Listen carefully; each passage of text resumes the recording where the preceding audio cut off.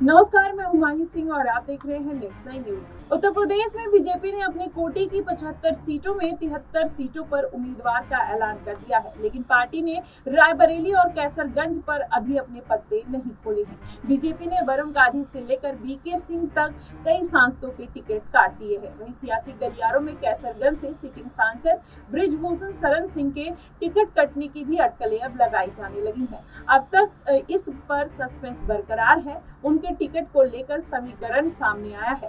चर्चा है कि बृजभूषण शरण सिंह को बीजेपी प्रत्याशी बना सकती है। वहीं आपको बताएं, पहले चरण के चुनाव के बाद उनके नाम का ऐलान भी हो सकता है। वहीं बीजेपी के बृजभूषण पर दांव लगाने के लिए पीछे कई वजह है।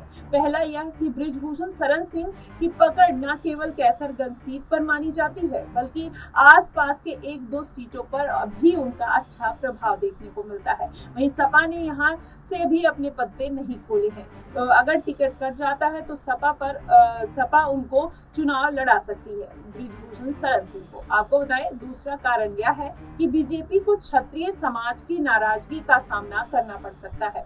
आरोप है कि पार्टी ने क्षत्रिय समाज के कम उम्मीदवार मैदान में उतारे हैं। साथ ही पुरुषोत्तम रूपाला के दिए गए बयान से भी मुश्किलें उनकी बीजेपी की बढ़ाई है। कैसरगंज लोकसभा सीट पर करीब 20% क्षत्रिय वोटर हैं और इनके अलावा गोंडा, बहराइच, डुमरियागंज और कैसरगंज और श्रावस्ती जिलों में भी क्षत्रिय वोटर निर्णायक भूमिका में दिखाई देते हैं। वैसे सियासी जानकारों के मुताबिक अगर बात करें तो बृजभूषण शरण सिंह का टिकट काटने से बीजेपी को बड़े वोट बैंक को खोने का खतरा साबित हो सकता है। वहीं कैसरगंज लोकसभा सीट पर 15 सालों से बृजभूषण शरण सिंह का कब्जा बरकरार है। वह गोंडा, बलरामपुर, कैसरगंज से अब तक 6 बार सांसद रह चुके हैं। वहीं बृजभूषण शरण सिंह की पूर्वांचल की राजनीति में भी अच्छी पकड़ है। वह अपने बयानों और राजनीति को लेकर मुखर रहे हैं और उनकी छवि एक कट्टर हिंदूवादी के नेता के तौर पर देखी जाती है। वहीं आपको बता दें, बृजभूषण शरण सिंह की पैठ ठाकुर बिरादरी में मानी जाती है। साथ ही ओवैसी वोटर्स पर भी उनका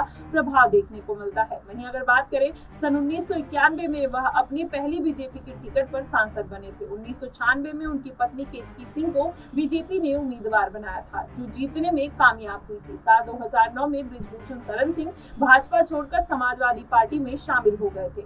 उन्होंने बीजेपी प्रत्याशी को हराकर जीत हासिल की थी। इसके बाद 2014 में एक बार फिर उन्होंने बीजेपी में वापसी कर ली। वही नाम के ऐलान में देरी की वजह पहलवानों का बृजभूषण शरण सिंह के खिलाफ चला लंबा आंदोलन माना जा रहा है। आपको बता दें, महिलाओं ने बृजभूषण शरण सिंह पर यौन शोषण के आरोप लगाए थे। वहीं प्रत्याशी के तौर पर पहले नाम का ऐलान करने से बीजेपी को हरियाणा के साथ पश्चिमी यूपी में मुश्किलों का सामना करना पड़ सकता है। ऐसे में कयास लगाए जा रहे हैं कि इन क्षेत्रों में वोटिंग के बाद बृजभूषण के नाम का ऐलान किया जा सकता है। वहीं कैसरगंज सीट पर 5वें चरण में वोटिंग होगी और नामांकन प्रक्रिया 26 अप्रैल से शुरू हो जाएगी।